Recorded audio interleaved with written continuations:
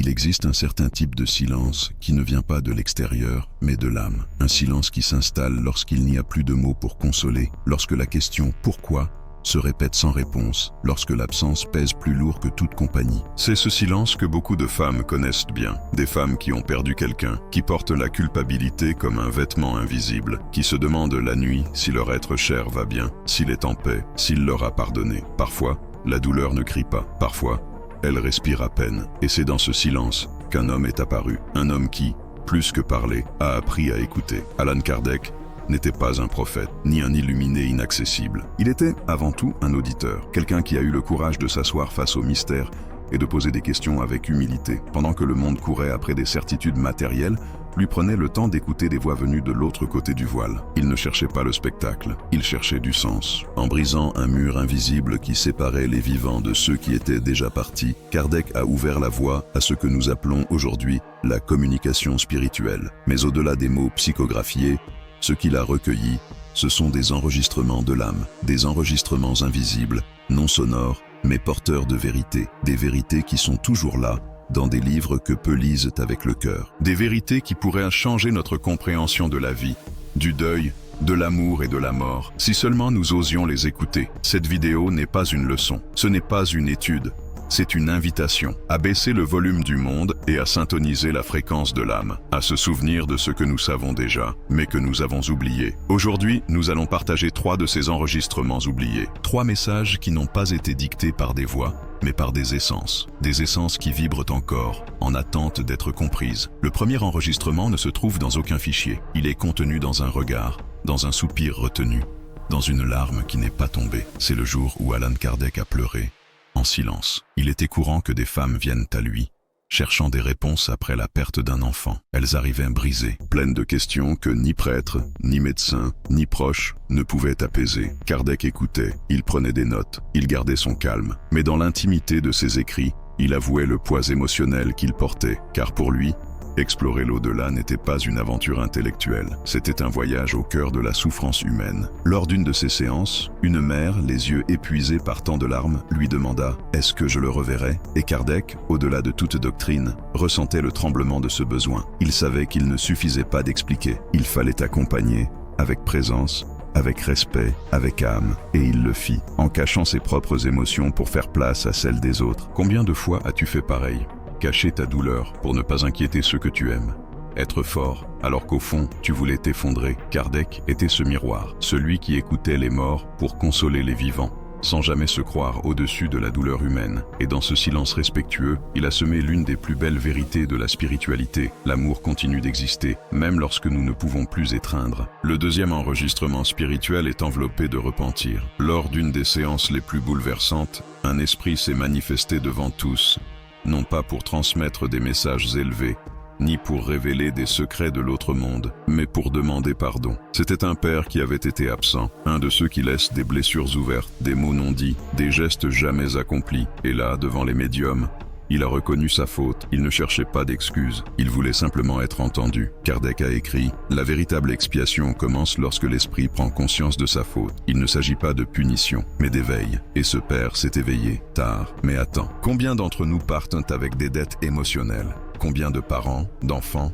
s'en vont avec le sentiment de ne pas avoir fait assez? Et combien de ceux qui restent vivent avec le poids de ce qui n'a pas été dit? Le pardon, dans la vision spirite, n'est pas un point final. C'est un processus qui commence avec l'humilité de se regarder en face. Il ne s'agit pas d'oublier, mais de comprendre, de lâcher l'orgueil qui nous empêche de guérir. Car lorsque l'un des deux fait le premier pas, d'ici ou de là-bas, quelque chose commence à se transformer. Puis, vient ce troisième enregistrement, peut-être le plus troublant. Kardec l'a entendu plusieurs fois, avec des nuances, à travers différentes voix. Des esprits qui, après leur mort, ne savaient pas qu'ils étaient morts. Ils erraient dans leur maison, attachés à leurs objets, à leurs meubles, à leurs noms. Ils ressentaient le froid, la faim, la jalousie. Ils croyaient encore être vivants. Certains s'énervaient de voir que leur famille ne les écoutait plus. D'autres pleuraient d'être ignorés. Ils étaient, comme il l'a écrit, en état de perturbation post-mortem. Cette révélation change beaucoup de choses. Elle nous montre que mourir ne suffit pas pour s'éveiller, que la conscience ne s'illumine pas automatiquement en quittant le corps, que nos attachements peuvent prolonger notre confusion, même après le dernier souffle. Des esprits incapables d'accepter leur départ parce qu'ils ne savaient plus qui ils étaient en dehors de leur rôle, de leur possession,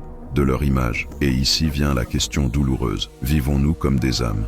Ou seulement comme des corps avec un agenda? Cultivons-nous des valeurs qui nous accompagneront après la mort? Ou accumulons-nous des préoccupations qui se dissoudront avec elles? Ce que Kardec a documenté n'était pas pour effrayer, mais pour éveiller. Car plus nous avons de conscience ici, plus de lumière nous aurons là-bas. Plus nous cultivons l'amour maintenant, moins de confusion nous connaîtrons ensuite. Mais tout ce qu'il a reçu n'était pas sombre. Au milieu de tant de douleurs, une lumière douce brillait sous forme de révélation. L'enfer éternel n'existe pas. Un des esprits les plus souffrants entendus lors des séances dit, d'une voix tremblante, « Je croyais être condamné pour toujours, mais j'ai senti que quelqu'un m'aimait encore. » Ce témoignage, répété dans beaucoup d'autres récits, dément des siècles de peur. Il démantèle l'idée d'un châtiment sans fin. Kardec expliquait, « La souffrance de l'âme n'est pas éternelle parce que Dieu ne punit pas.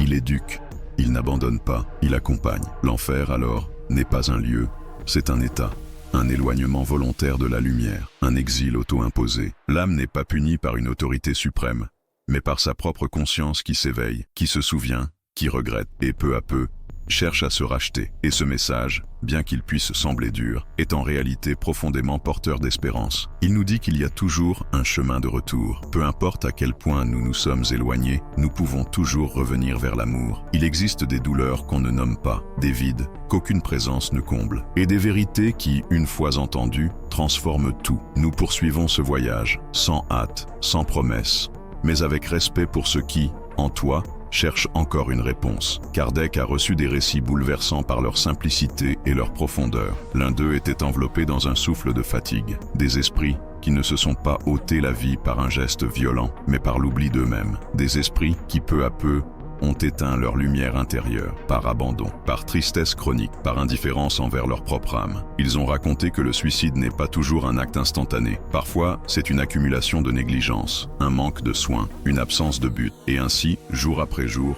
comme une bougie laissée au vent, la vie s'éteint, sans que personne ne le voie, sans que personne ne demande. La spiritualité ne juge pas, mais elle alerte. Vivre sans sens est une manière de renier la réincarnation, car nous venons avec un but. Nous venons avec un pacte silencieux d'évolution. Et quand nous oublions ce pacte, quelque chose en nous commence à mourir, avant l'heure. Mais malgré tout, la lumière peut revenir, et elle revient, par un acte d'amour, par un matin nouveau, par une décision, petite mais sacrée. Prendre soin de soi, recommencer à respirer avec gratitude, marcher avec conscience, aimer avec présence, vivre, non par habitude, mais par choix. Et alors, au milieu de tant de révélations, surgit l'une des plus pures. Lors d'une séance particulièrement émouvante, l'esprit d'une petite fille s'est exprimé. Sa voix, sereine et claire, a touché les cœurs présents. Elle parlait de ses parents, de son départ, et ce qu'elle disait n'était pas un reproche, c'était de la compréhension. « N'ayez pas peur », disait-elle, « je vous comprends ». Elle ne réclamait rien, elle ne jugeait pas, elle ne pleurait pas, elle demandait simplement la paix. Ses paroles furent comme une étreinte sans bras, une tendresse qui traverse les dimensions. Kardec a noté que l'esprit,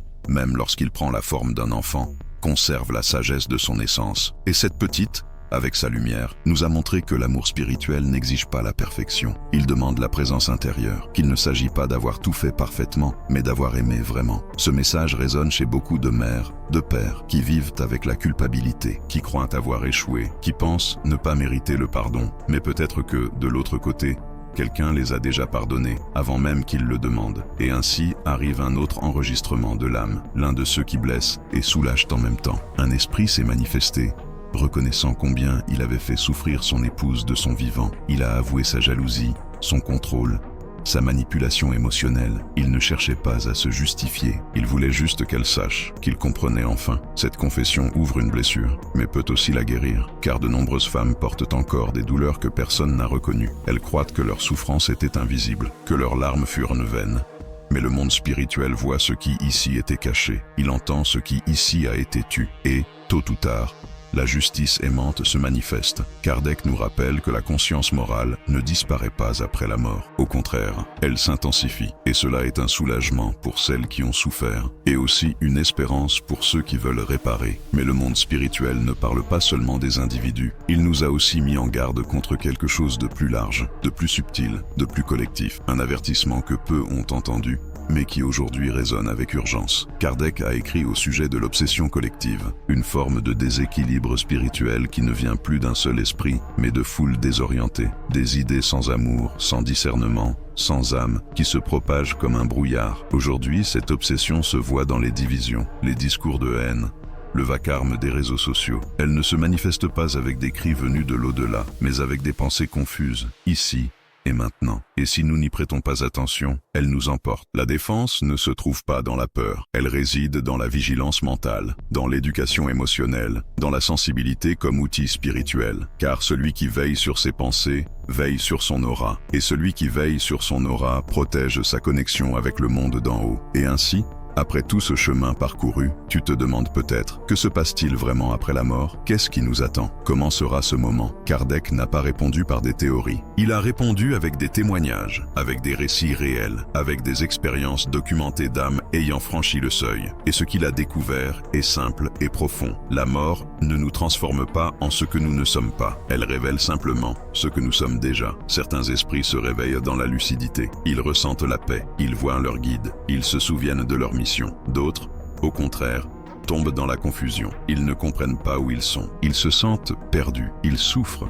La différence n'est pas une punition, c'est une conséquence. Elle vient de la préparation intérieure, de la vie mentale, de l'intention vécue. La bonne nouvelle, c'est que cette préparation commence ici, avec chaque pensée noble, chaque acte de compassion, chaque instant de silence intérieur. Il ne s'agit pas d'être parfait, il s'agit d'être conscient. Et ainsi, nous arrivons à la fin de cette rencontre. Mais ce n'est pas une fin, c'est une pause. Une pause pour écouter, non avec les oreilles, mais avec l'âme. Car Allan Kardec n'était pas seulement un enseignant, il était un auditeur, un témoin silencieux de la douleur humaine, un traducteur du langage de l'esprit. Et ce qu'il nous a laissé n'est pas une doctrine froide, mais une vérité chaleureuse. Des enregistrements spirituels qui vibrent encore, attendant un cœur prêt à les entendre. Peut-être comprends-tu maintenant que ces enregistrements ne sont pas extérieurs à toi. Ils sont en toi, dans tes questions, dans tes larmes, dans tes rêves, dans ce murmure qui parfois te visite dans la nuit. Et comme le disait Kardec avec l'humilité des sages, pour écouter les esprits, il faut d'abord faire taire l'ego. Alors, et si ce que tu appelles silence était en réalité une réponse qui attend d'être ressentie? Aujourd'hui, juste pour aujourd'hui, laisse ton âme se reposer dans la confiance. Tu n'es pas seul. Tu n'es pas seul. Il t'écoute depuis le silence. Si cette vérité a touché quelque chose en toi, rejoins cette communauté. Ici, tes questions ont une place, et ta douleur, une écoute, car ce n'est pas juste une chaîne, c'est un refuge pour l'âme, un lieu où l'amour ne s'arrête pas avec la mort. Il change simplement de forme, et il continue, avec toi, pour toujours.